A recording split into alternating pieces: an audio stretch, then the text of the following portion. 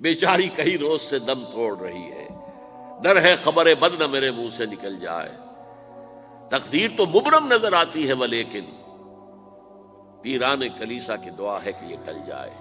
تو پہلی بات میری ختم ہوئی، عالمی نظام خلافت دنیا کی تقدیر مبرم ہے، ہو کر رہے گی، اس میں کسی صاحب ایمان کو کوئی شک، کوئی شبہ، کوئی ریب نہیں ہونا چاہیے۔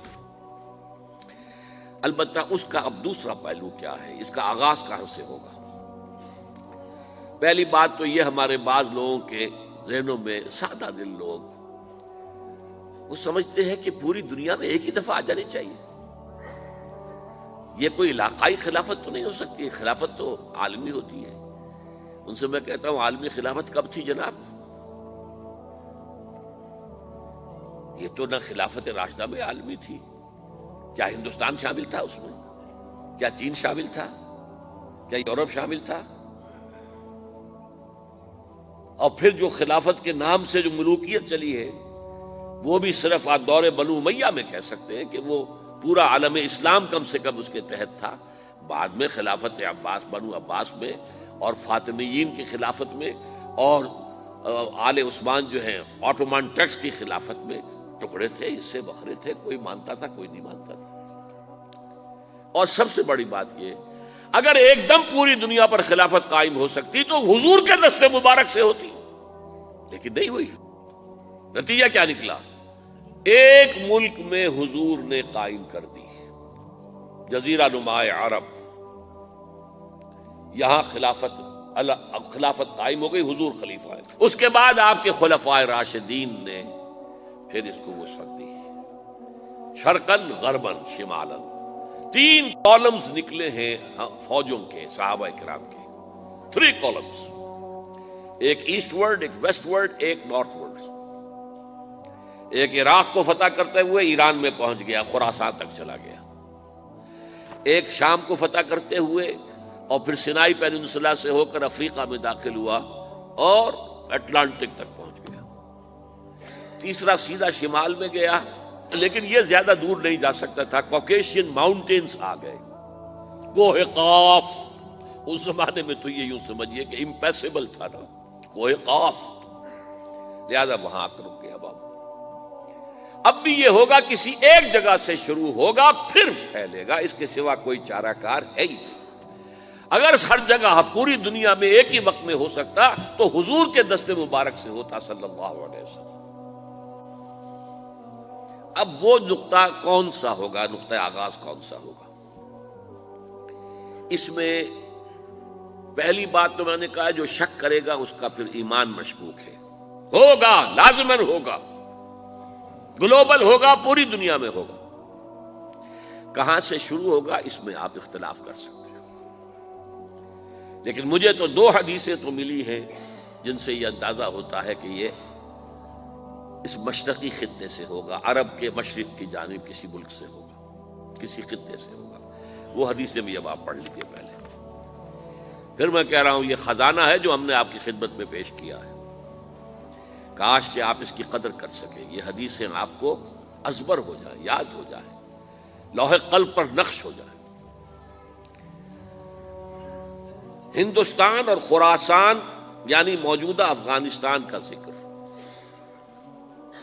ابن ماجہ کی روایت ہے، عن عبداللہ ابن الحارث رضی اللہ تعالی عنہ قال رسول اللہ صلی اللہ علیہ وسلم یخرج ناس من المشرق یوطئون للمہدی یعنی سلطانہ، یعنی سلطانہ، دونوں طرح سے پڑھ سکتے ہیں۔ حضرت عبداللہ ابن حارث فرماتے ہیں رضی اللہ تعالی عنہ کہ حضور نے ارشاد فرمایا، مشرق کی طرف سے وہ فوجیں نکلیں گی، لوگ آئیں گے جو عرب میں مہدی کی حکومت قائم کریں گے۔ یہ مہدی کون ہوں گے اس کا ذکر میں ذرا بعد میں کروں گا، لیکن نوٹ کر لیجئے کہ مہدی سے پہلے لازماً کسی مشرقی علاقے کے اندر وہ نظام قائم ہو چکے گا، تب وہاں سے فوجیں آئیں گی نا۔ یہ مشرق کون سا ہے؟ عرب کے مشرق میں آپ چلیے، ایران بھی آ جائے گا، افغانستان بھی ہے، پاکستان بھی ہے، اور اگر اسے اور توسیع دیں تو ہندوستان بھی ہے۔ یہ ہے عرب کا مشرق، اس سے فوجیں جائیں گی۔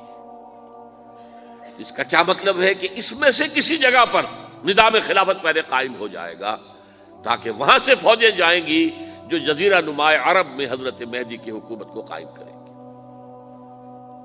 اب دوسری حدیث سنیے، یہ سنن ابن ماجہ کی حدیث تھی جو میں نے آپ کو سنائی، آپ نے پڑھی۔ دوسری، عن ابی ہریرہ رضی اللہ تعالی عنہ، یہ ترمذی شریف کی روایت ہے، قال قال رسول اللہ صلی اللہ علیہ وسلم یخرج من خراسان رایات سود لا يردها شیء حتی تنصب بإیلیا، خراسان کے علاقے سے سیاہ جھنڈے لے کر فوجیں آئیں گی، ان کا رخ کوئی موڑ نہیں سکے گا، ان کو پیچھے پھیر نہیں سکیں گے کوئی بھی، یہاں تک کہ وہ یروشلم میں جا کر جھنڈے نصب کر دیں گے۔ ایلیا حضور کے زمانے میں یروشلم کو کہتے تھے۔ یہ یروشلم تھا جب حضرت سلیمان کی حکومت تھی، اور یہاں پر معبد سلیمانی، ہیکل سلیمانی قائم ہوا، پھر یہ یروشلم ہی رہا ہے تاریخ میں، یہاں تک کہ سن 70 عیسوی میں جب ٹائٹس رومی جنرل نے اس کو گرایا، ختم کیا، سیکنڈ ٹیمپل گرا دیا، اور یہاں سے یہودیوں کو کہا نکل جاؤ یہاں سے، کوئی یہودی باقی نہیں رہا، تب بالکل تہو بالا برباد کر دیا۔ اس کے کوئی 150 سال بعد ہیڈریان، رومن ایمپرر ہیڈریان، اس نے پھر دوبارہ آباد کیا اس شہر کو۔ 150 سال تک یہ بالکل بنجر اور بالکل غیر آباد پڑا تھا۔ اب ہیڈریان نے جب آباد کیا تو اس کا نام ایلیا رکھا، اب یروشلم نام نہیں تھا، تو حضور کے زمانے میں پھر اس کا نام ایلیا تھا۔ اور اب اس سے کیا معلوم ہو رہا ہے کہ یہ یروشلم مسلمانوں کے قبضے سے اس وقت نکلا ہوا ہوگا، ایک دفعہ پہلے نکلا تھا، سن 1099 عیسوی میں مسلمانوں کے ہاتھ سے نکلا، کروسیڈرز عیسائیوں نے آ کر اس کو قبضے میں کیا، لاکھوں مسلمانوں کو مارا، قتل کیا۔ اس کو 1187 عیسوی میں واپس لیا ہے، کس نے لیا ہے؟ صلاح الدین ایوبی، کرد، عرب کھوکھلے ہو چکے تھے، عربوں نے کھویا، واپس نہیں لے سکے، بہت حکومت کر چکے تھے، 400-500 برس کی حکومت کر کے، اور ان کے عیش اور ان کے آرام، اب ان میں جان نہیں تھی کہ وہ واپس لے سکے۔ واپس لینے والا گرم کرد خون تھا، صلاح الدین ایوبی۔ تو گویا کہ اب آپ سمجھئے کہ 88 برس تک عیسائیوں کا قبضہ رہا یروشلم پر۔ اب 1967 میں یہودیوں نے قبضہ کیا ہے، اور اب 38 برس تو ہو گئے، 88 نہیں تو 38 برس تو ہو گئے ہیں، لیکن وہ دور آئے گا کہ اب پھر لیں گے، لینے والے عرب بھی نہیں ہوں گے، خراسان کے علاقے سے فوجیں آئیں گی۔ یہ خراسان کیا تھا؟ ایلیا تو میں نے آپ کو بتا دیا، یروشلم کا نام ہے۔ خراسان اس زمانے میں ایک بہت بڑے ملک کو کہتے تھے، کچھ حصہ پاکستان کا بھی اس میں شامل ہے، کچھ حصہ ایران کا بھی ہے، ایران کے اس حصے کو اب بھی خراسان کہتے ہیں، وہ ایک صوبہ ہے، خراسان ایک صوبہ ہے ایران کا چھوٹا سا۔ پاکستان میں خاص طور پر یہ جو علاقہ مالا کنڈ ایجنسی کہلاتی ہے، اس سے اوپر جتنا علاقہ ہے، اور یہ جو واخان کی ایک پٹی آتی ہے اوپر، واخان افغانستان کی ایک پٹی سی دم سی چلی آتی ہے جو جا کر چائنا کی سرحد سے مل جاتی ہے، یہاں سے لے کے یہاں تک یہ جو مالا کنڈ کا وہ درہ ہے اور پہاڑ ہے، یہ بھی خراسان کا حصہ ہے۔